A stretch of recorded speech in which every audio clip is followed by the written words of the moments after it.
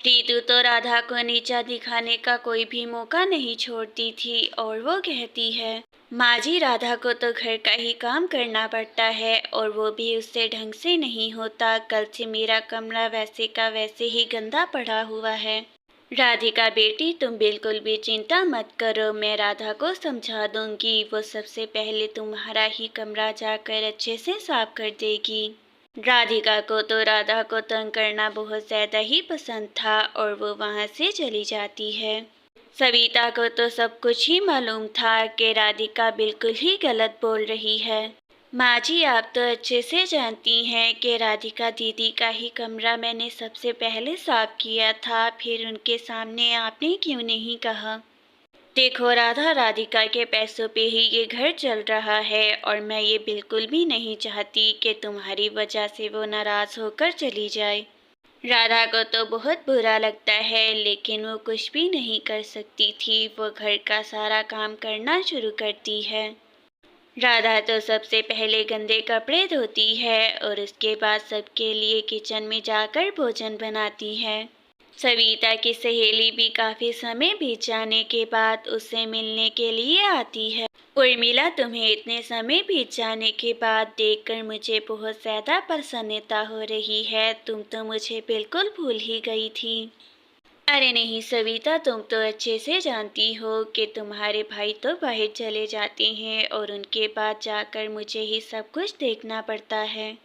हाँ हाँ उर्मिला, मैं अच्छे से जानती हूँ कि मेरी सहेली बहुत ज़्यादा ही बिजी रहती है और उसे अपनी सहेली के पास भी आने का वक्त नहीं मिलता। राधा उनके लिए चाय बनाकर लाती है और उसे देखकर उसकी सास कहती है, राधा चाय बनाते हुए ही तुमने इतना समय ज़ाया कर दिया। अभी राधिका आती ही होगी, जल्दी से जाकर उसका मनपसंदीदा भोजन बनाओ। वो बाजी, मैं घर का बाकी काम कर रही थी, इस वजह से चाय बनाने में कुछ समय हो गया। आप चिंता मत करें, मैं अभी भोजन बनाती हूँ। सारा दिन घर का काम करने के बावजूद भी उसकी सास उससे खुश ही नहीं होती। देखो सविता, तुम राधा के साथ बिल्कुल भी अच्छा व्यवहार नहीं कर रही। एक बार भोजन बनाने के बाद दूसरी बार भोजन क्यों बना रही है वो। सविता तो अपनी सहेली के सवाल का कोई भी जवाब देना पसंद ही नहीं करती है और राधा दूसरी तरफ फूलों को पानी दे रही होती है। फूलों को पानी देने के बाद राधा तो अपने कमरे में जाती है और अपने पति से इस तरह कहती है वो, कृष्णा जी आप सारा दिन काम कर कर बहुत ज़्यादा थक गए होंगे, आप आराम कर लें, मैं आपके लिए भोजन बनाकर लेकर आती हूँ अभी।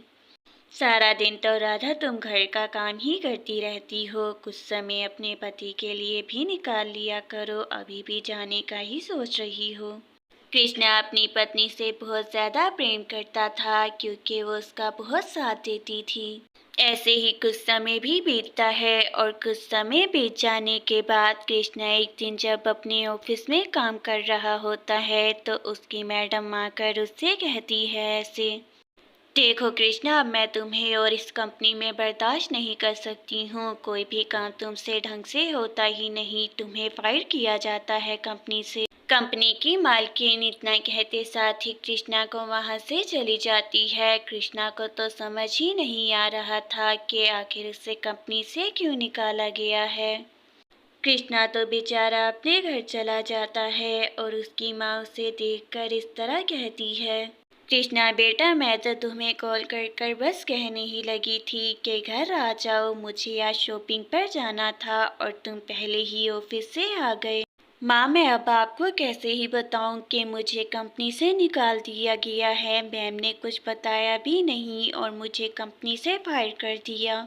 कृष्णा बेटा, अगर तुम भी ऑफिस नहीं जाओगे तो सारी जिम्मेदारी तो राधिका और रोहन पर ही पड़ जाएगी। वो आखिर ये सब कुछ कैसे चलाएंगे। राधिका भी बाहर खड़ी होकर ये सब कुछ सुन रही थी और उसे ये सुनकर बहुत ज्यादा गुस्सा आ जाता है और वो जल्दी से वहां से चली जाती है। राधिका तो सोच लेती है कि अब वो उसके घर वालों को बिल्कुल भी बर्दाश्त नहीं करने वाली है और कहती है, तुम्हारे भाई को कंपनी से निकाल दिया गया है और मैं तुम्हें साफ साफ बता रही हूँ कि अब तुम्हारे घर वालों का और खर्चा मैं बिल्कुल नहीं उठाऊंगी। देखो राधिका, तुम मेरी जीवन संगनी हो और मैं तुम्हारा हर बात में साथ दूंगा। अगर तुम इस घर में नहीं रहना चाहोगी तो हम नहीं रहेंगे।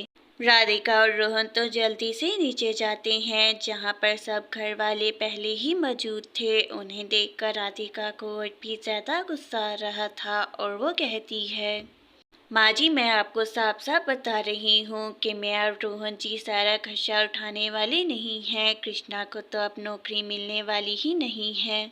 भाभी, आप बिल्कुल भी चिंता मत करें, बस कुछ समय की ही बात है। मुझे एक और कंपनी में काम मिल जाएगा और सारे घर का खर्चा मैं उठाऊंगा।